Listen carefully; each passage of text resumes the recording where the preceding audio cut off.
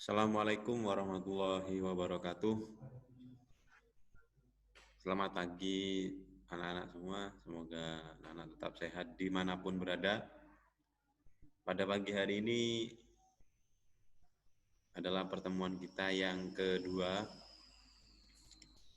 dengan mata pelajaran Sejarah Indonesia untuk kelas 11 MIPA maupun IPS. Pada materi yang kedua ini kita akan membahas tentang pemerintahan Hindia Belanda di Indonesia. Kemarin sudah bagaimana masuknya bangsa Eropa ke Indonesia, dilanjutkan oleh berdirinya VOC yang diciptakan Belanda pada saat itu sudah kita bahas di pertemuan pertama kemarin, dan hari ini kita akan lanjutkan materi. Sebelum dimulai, marilah kita awali dengan bacaan Suratul Fatihah dengan tujuan apa yang kita pelajari ini bisa bermanfaat khususnya untuk kita pribadi dan umumnya untuk semua orang. Ala hadiniya wa ala kulli natin sholihah. Al-Fatihah.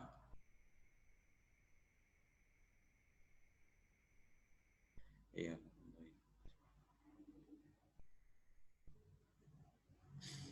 Terima kasih.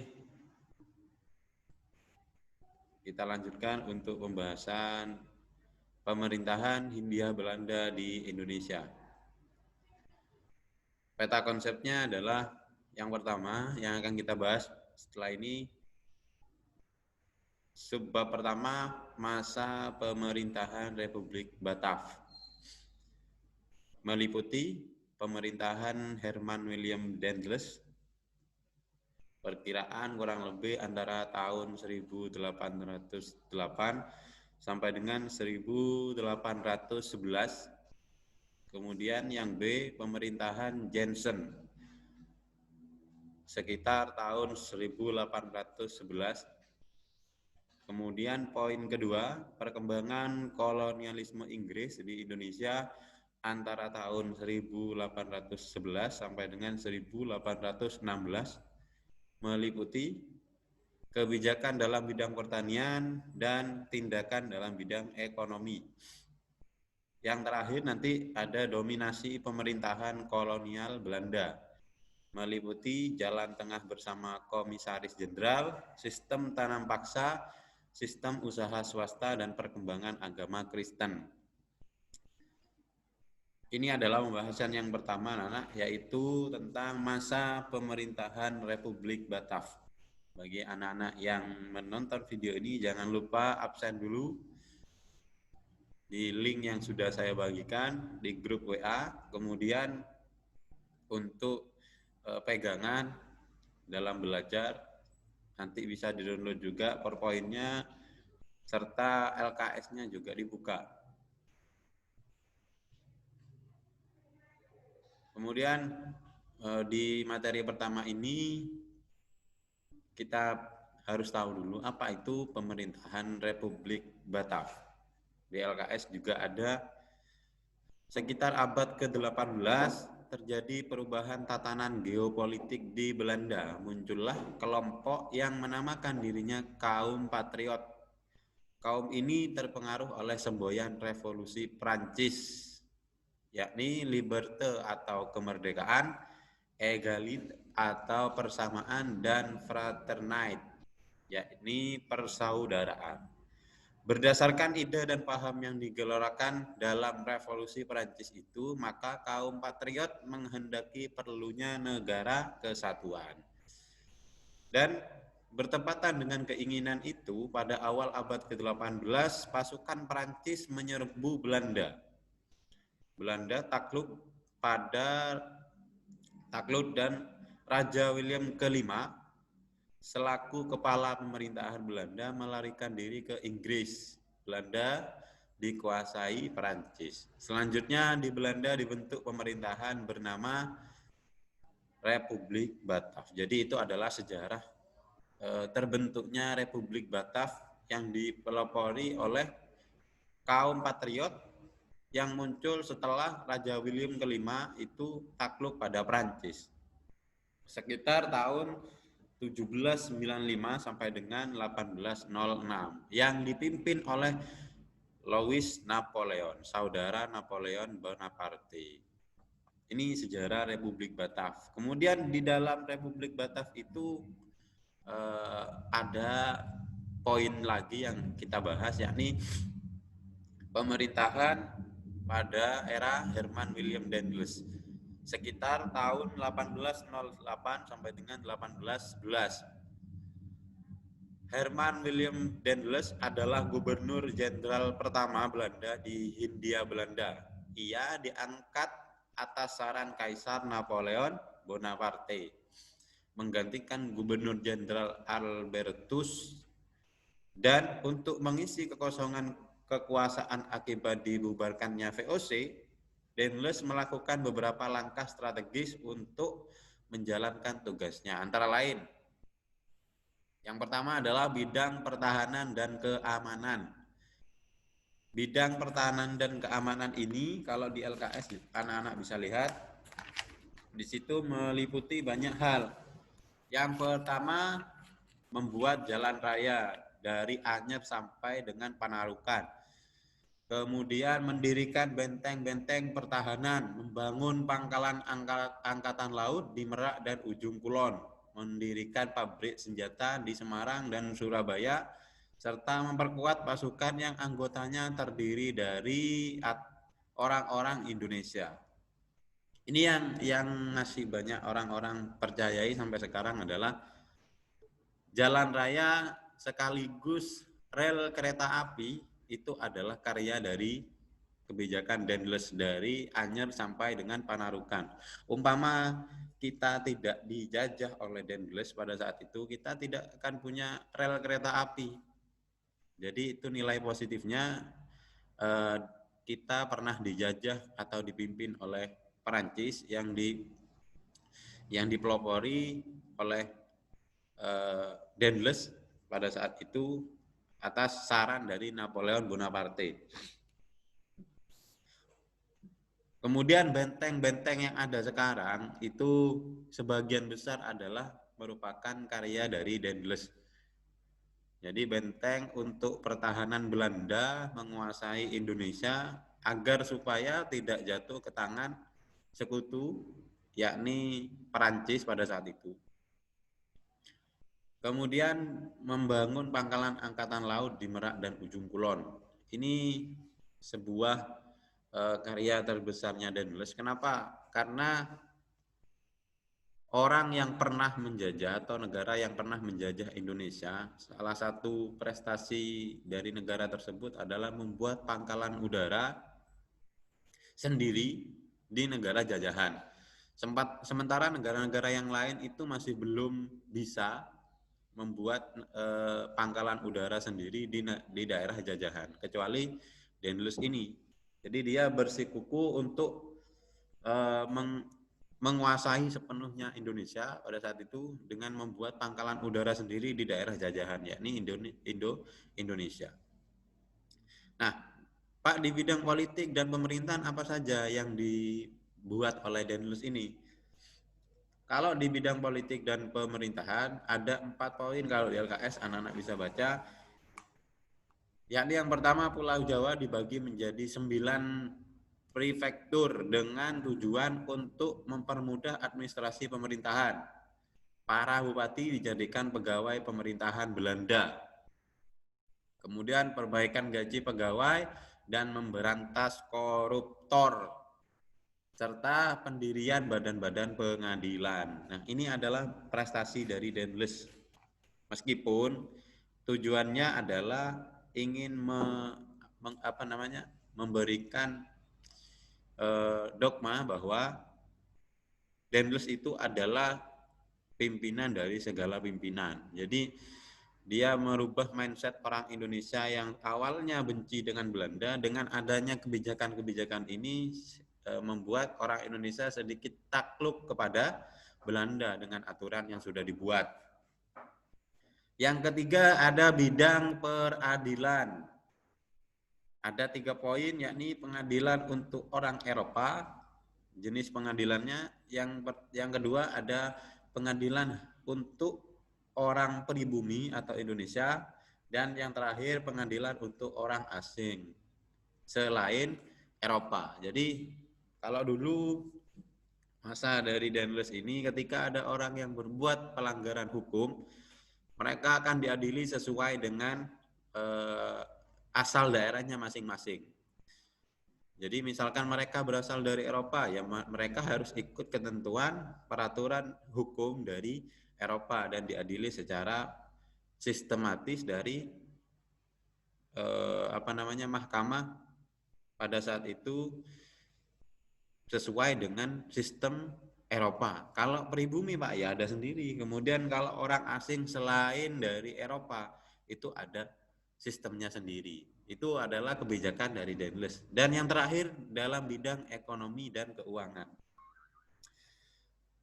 Kalau di LKS itu ditulis bidang sosial dan ekonomi.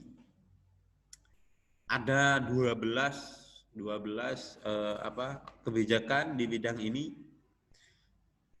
Nah, yang paling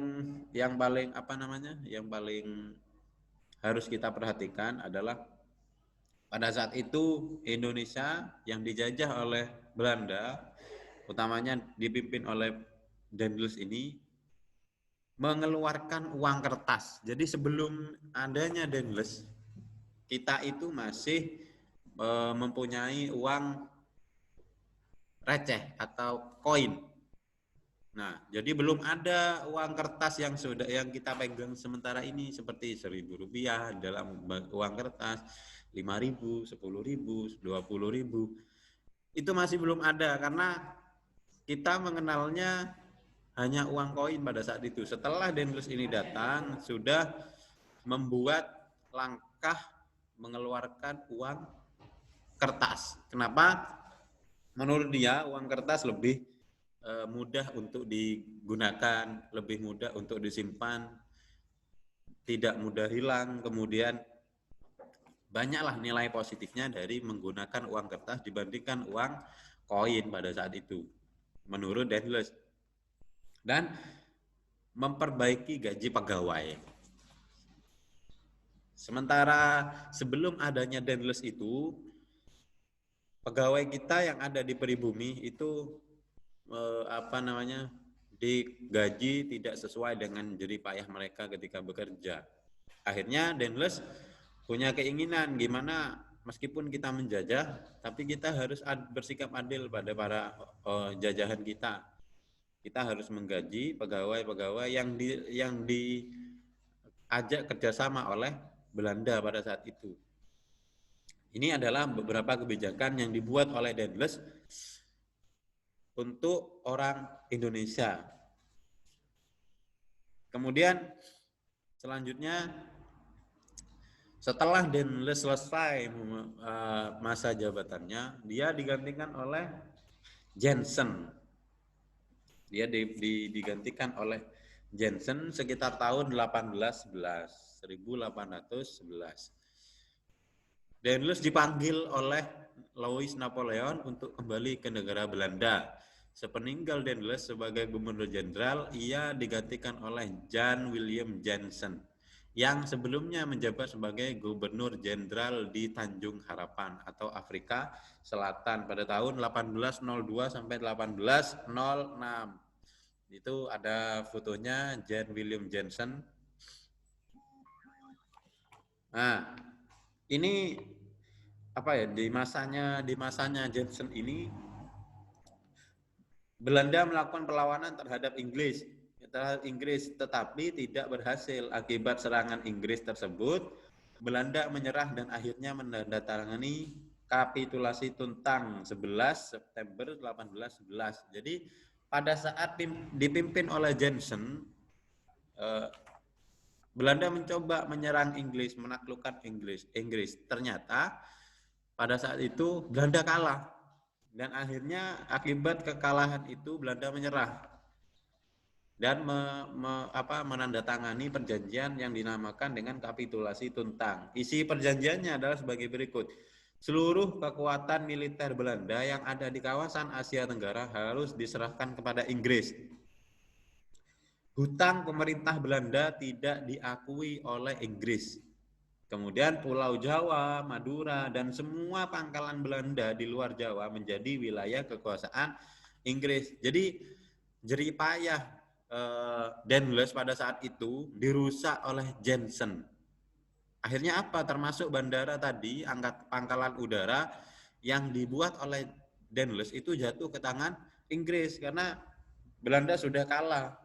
Dan isi dari perjanjian ini menyatakan bahwa semua hak dari Belanda pada saat itu di Indonesia harus diserahkan kepada Inggris karena Belanda sudah kalah dalam perang. Ini prestasinya sangat tidak prestasinya sangat sedikit sekali dari Jensen ini. Yang banyak adalah negatifnya. Dia kalah dalam perang melawan Inggris, akhirnya semua kekuasaan yang pernah diraih oleh Dauntless itu diserahkan oleh Jensen kepada Inggris sebagai ganti mereka kalah dalam perang. Yang selanjutnya yakni perkembangan kolonialisme Inggris di Indonesia pada tahun 1811 sampai 1816. Nah, ditandatanganinya kapitulasi Tuntang merupakan awal dari masa kolonialisme Inggris di Indonesia. Jadi pada saat John William Jensen tadi orang ini kalah melawan Inggris, akhirnya semua kebijakan, semua kekuasaan dari Belanda harus diserahkan kepada Inggris, dan itu tandanya kolonialisme Belanda berakhir digantikan oleh Inggris di Indonesia. Pemimpinnya yang pertama adalah Gubernur Jenderal Lord Minto secara resmi mengangkat Thomas Stamford Raffles sebagai penguasanya. Pusat pemerintahan Inggris berkedudukan di Batavia sebagai penguasa di Hindia. Batavia itu sekarang kita kenal dengan Jakarta. Raffles mulai melakukan langkah-langkah untuk memperkuat kedudukan Inggris di tanah jajahan. Yang pertama, kebijakan dari Raffles yakni di bidang pertanian serta bidang ekonomi. Kalau di RKS bisa dibaca dalam bidang pertanian, kebijakan dari Raffles ini yaitu penyerahan wajib dan wajib kerja dihapuskan. Yang kedua, hasil pertanian dipungut langsung oleh pemerintah tanpa perantara, bupati. Yang ketiga, rakyat harus menyewa tanah dan menyebar pajak kepada pemerintah, membayar pajak kepada pemerintah sebagai pemilik tanah. Jadi kebijakan-kebijakan dari Raffles ini sangat merugikan bangsa Indonesia. Beda dengan Dauntless tadi. Kalau Dauntless masih memikirkan membayar para pekerja yang ada di Indonesia sesuai dengan keringat yang mereka keluarkan. Sedangkan Raffles beda. Semua kebijakannya ini sangat merugikan bangsa Indonesia tanpa memikirkan pribadi bangsa pribumi. Dalam bidang ekonomi, tindakannya adalah sulit menentukan besar kecilnya pajak untuk pemilik tanah yang luasnya berbeda. Ini tindakan-tindakan pada bidang ekonomi. Yang kedua, sulit menentukan luas sempit dan tingkat kesuburan tanah. Terbatasnya jumlah pegawai dan masyarakat perdesaan belum terbiasa dengan sistem uang. Kalau Dauntless tadi dalam bidang perekonomian dia sudah mengeluarkan uang namanya uang kertas dan menaikkan gaji pegawai. Sedangkan kebijakan Raffles ini dalam bidang ekonomi, dia masih kesulitan berkomunikasi dengan orang pribumi dalam bidang perekonomian. Alasannya kenapa?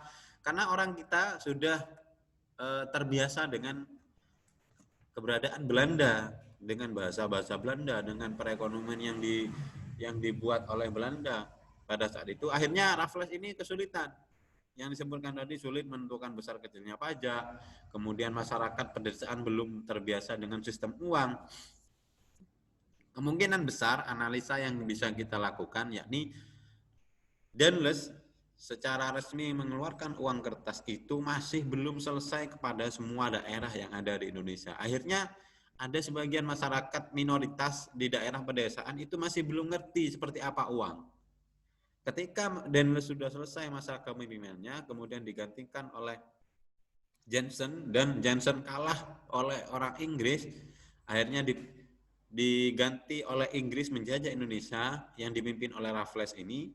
Raffles kesulitan memperkenalkan uang yang diterbitkan oleh pemerintah Inggris pada saat itu kepada orang-orang minoritas pedesaan. Jadi ada dua bidang ini yang Raffles membuat kebijakan, namun dia juga merasa kesulitan melaksanakan kebijakan-kebijakan tersebut.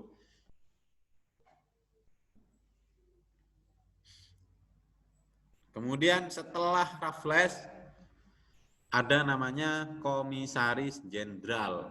Pada mulanya pemerintahan ini merupakan pemerintahan kolektif yang terdiri atas 3 orang, yaitu Vlot, Buyckes, dan Van der Kapellen.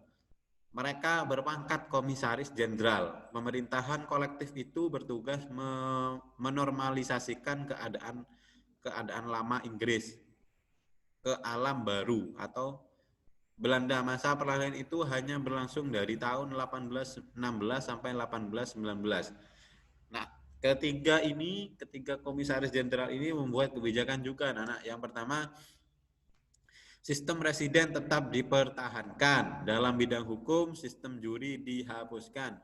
Kedudukan para bupati sebagai penguasa feodal tetap dipertahankan. Desa sebagai satu kesatuan unit tetap dipertahankan dan para penguasanya dimanfaatkan untuk pelaksanaan pemungutan pajak dan hasil bumi. Dalam bidang ekonomi, memberikan kesempatan kepada pengusaha-pengusaha asing untuk menanamkan modalnya di Indonesia.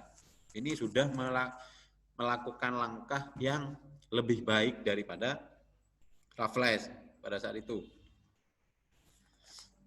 Di komisaris jenderal ini sudah berpikir lebih jernih. Mereka mengambil kebijakan yang sekiranya tidak menerima perlawanan dari para rakyat pribumi pada saat itu. Kenapa Pak seperti itu? Iya, mereka mengajak setidaknya kerjasama antara masyarakat pribumi dengan kolonial yang ada. Contoh, kedudukan para bupati sebagai penguasa feodal. Maksudnya feodal ini adalah pertanian, anak-anak. Pada saat itu pertanian di perkebunan, pertanian di Indonesia itu sangat melimpah ruah. Sebelumnya pada zaman Raffles, bupati itu tidak punya hak apa-apa atas tanah yang dimiliki oleh desa-desa tersebut atau daerah-daerah tersebut. Cuman pada masa komisaris jenderal ini dikembalikan lagi kedudukan para bupati sebagai penguasa pertanian atau perkebunan tetap dipertahankan. Kemudian dalam bidang ekonomi, mereka mengajak investor-investor asing untuk datang ke Indonesia atau mereka menginvestasikan modalnya kepada pengusaha-pengusaha yang ada di sini. Jadi ini sangat bagus. Kenapa?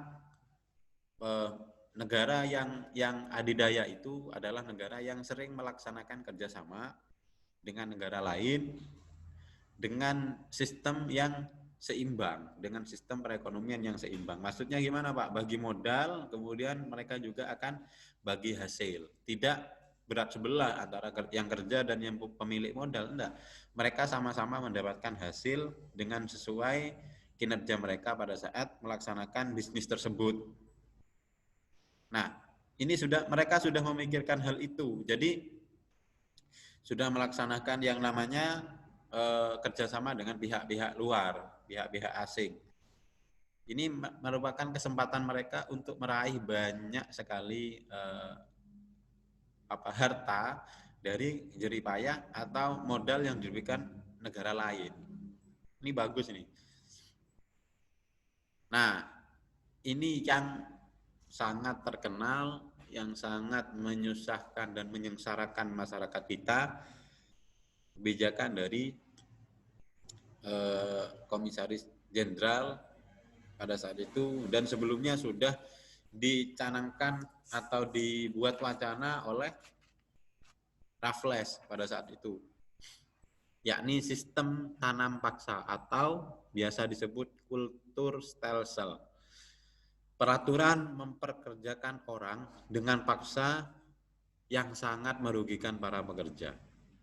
Ini ketentuannya. Ketentuan tanam paksa diatur dalam State Blad nomor 22 tahun 1834. Yang pertama, tanah yang diserahkan kepada pemerintah bebas pajak. Jadi tanah masyarakat kita yang diserahkan kepada pemerintah penjajah itu tidak harus bayar pajak. Padahal itu tanah kita sendiri gitu loh. Yang kedua, pekerjaan menanam tidak boleh melebihi waktu menanam padi. Umpama, waktu menanam padi itu kalau normalnya dulu adalah 6 bulan. 6 bulan baru bisa dipanen. Kadang ada yang sampai 1 tahun baru bisa dipanen. Jadi pekerjaan menanam dengan lahan yang luas pada saat itu tidak boleh melebihi waktu menanam padi. Yang ketiga, hasil tanaman wajib diserahkan kepada pemerintah Belanda. Kita yang menanam, kita yang punya lahan. Tapi hasilnya yang memakan itu atau yang menikmati itu adalah pemerintah Belanda. Jadi masyarakat kita pada saat ini adalah sangat sengsara sekali ya Nana. Karena hasil yang sudah kita bangun, hasil dari bibit kemudian kita rawat, kita besarkan dan kita panen, setelah dipanen yang menikmati adalah orang lain, yakni pemerintah Belanda pada saat itu. Kemudian kegagalan panen karena bencana alam ditanggung pemerintah Belanda. Penggarapan tanah untuk tanaman wajib diawasi oleh kepala pribumi atau pegawai Belanda. Jadi semua bidang dalam pertanian pada saat itu sangat ketat diawasi oleh masyarakat, oleh bangsa pemerintah Belanda pada saat itu. Jadi kita kerja seperti yang ada di foto ini, seperti yang di foto yang saya tampilkan ini, orang-orang kita kerja itu sangat diawasi ketat oleh Belanda. Jadi tidak ada istirahat sedikit pun untuk orang-orang pribumi pada saat itu yang ikut serta dalam kerja paksa yang dibuat oleh Belanda ini. Jadi sangat-sangat sengsara sekali. Orang-orang kita itu sangat-sangat sengsara sekali. Ini ada juga kalau di LKS anak-anak bisa baca, para petani yang mempunyai tanah diminta menyediakan 1/5 tanahnya untuk ditanami tanaman perdagangan yang sudah ditentukan. Bagi mereka yang tidak memiliki tanah, wajib bekerja sama selama 66 hari dan setahunnya di perkebunan milik pemerintah. Jadi orang yang memiliki tanah, mereka tanahnya hasil alamnya akan diambil oleh Belanda pada saat itu.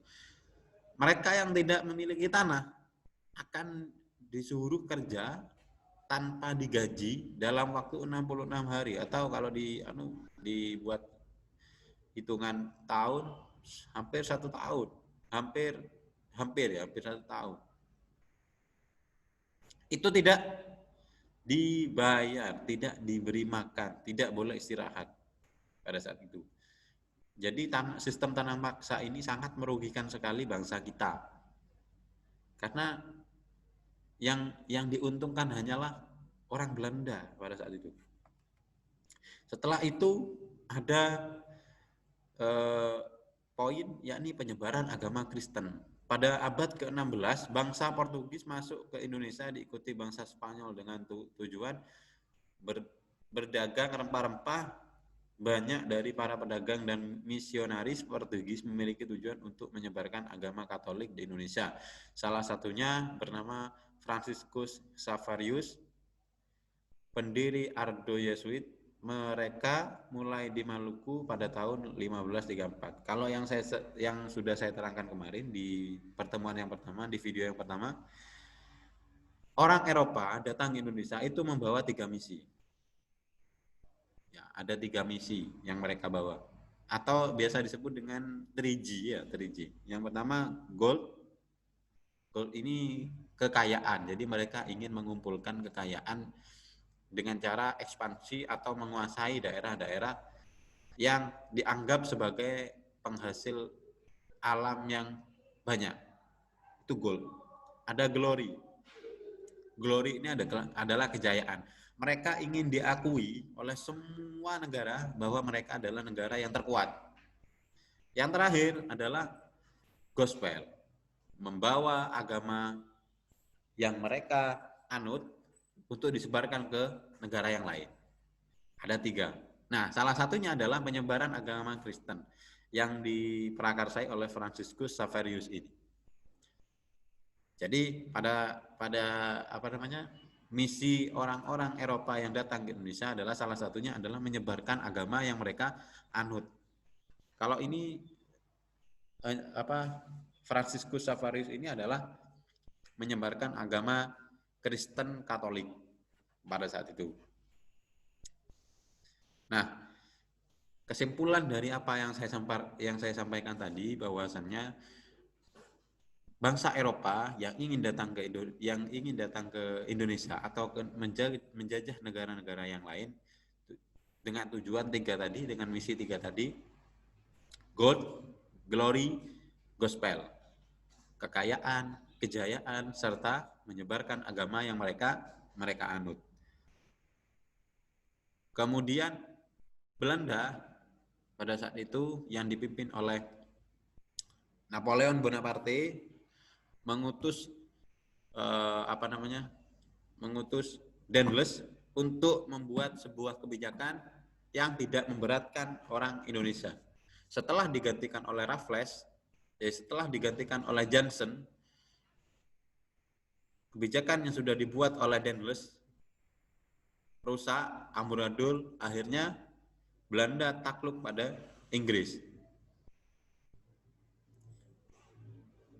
Inggris pada saat itu dipimpin oleh Stamford Raffles pada saat itu dan memberikan kebijakan-kebijakan yang dianggap memberatkan bangsa pribumi dibandingkan dengan Daendels, dan akhirnya dipimpin lagi oleh orang-orang misionaris, komisaris jenderal, 3 komisaris jenderal yang diprakarsai oleh orang Belanda mengambil alih kekuasaan lagi orang-orang Inggris yang sebelumnya sempat merusak tatanan yang sudah dibuat oleh Belanda pada saat itu. Dan akhirnya muncullah sebuah sistem yang sangat merugikan bangsa Indonesia, yakni sistem tanam paksa. Ini yang bisa saya sampaikan anak-anak. Semoga anak-anak bisa menerima poin-poin atau materi-materi yang sudah saya sampaikan ini dengan baik. Jika ada pertanyaan yang mungkin anak-anak kurang mengerti dalam penyampaian kali ini, silakan ditanyakan di grup WA. Semampu saya akan saya balas nanti, atau bisa langsung japri ke saya. Mungkin kalau di grup WA tidak terbaca atau ketumpuk dengan WA yang lain dari teman-teman kalian, bisa langsung japri saya kalau misalkan ada pertanyaan. Yang penting pesan saya satu, anak-anak harus tetap belajar meskipun kondisi kita seperti ini, tidak saling bertemu.